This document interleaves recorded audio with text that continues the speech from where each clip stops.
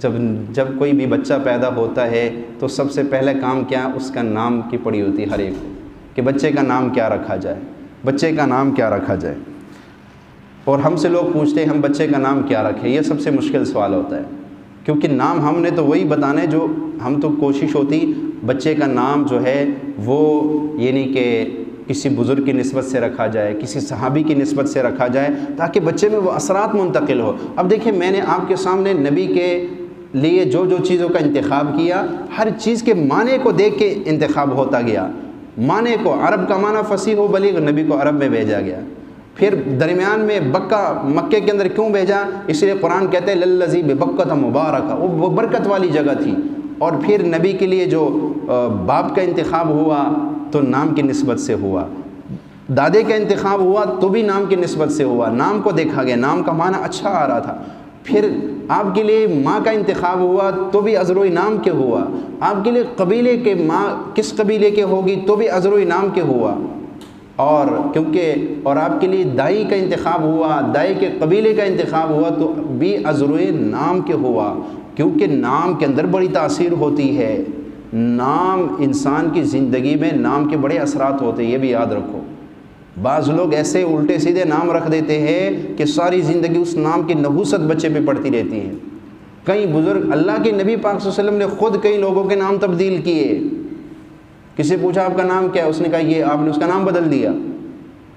اور کئی ناموں کے آپ نے اچھے مراد بھی لیے۔ صلح حدیبیہ کے موقع پہ صحابہ کرام عمرے کے لیے جا رہے تھے، ایک جگہ پہ کفار نے روک دی، آپ عمرہ نہیں کر سکتے، تب وہاں پہ آپ نے حضرت عثمان کو اپنا قاصد بنا کر مکے میں بھیجا۔ ایک مشہور واقعہ آپ لوگوں نے سنا ہے، وہ بات میٹنگ میں کوئی بات طے نہیں ہو رہی تھی، جب ایک بندہ کفار کی طرف سے آیا بات کرنے کے لیے، میٹنگ کرنے کے لیے، تو وہ جب آیا تو آپ نے پہلے یہ پوچھا یہ جو بندہ آ رہا ہے اس کا نام کیا ہے؟ انہوں نے کہا جی اس کا نام سہیل ہے۔ آپ نے کہا اچھا اب ہمارا معاملہ آسان ہو جائے۔ اللہ کے نبی خود نام سے ایک اچھا شگون لے رہے، اچھا فعال لے رہے نام سے، فرمایا ہمارا معاملہ آسان ہو جائے گا۔ کیوں؟